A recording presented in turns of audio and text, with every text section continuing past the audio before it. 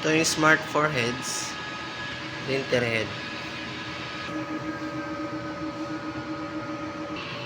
Cupping, head cleaning,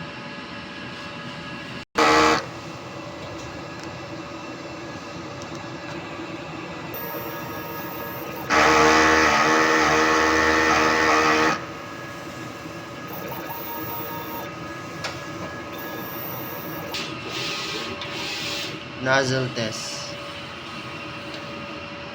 Dito naman ang ground wire at AVR. Ink tank at ink system. Waste tank. Dito naman ang unused supplies. Dito po ang stocks at unused sa ink at sabli rolls. Sa consumable, ang na-consume namin yung 1.55 ay 10.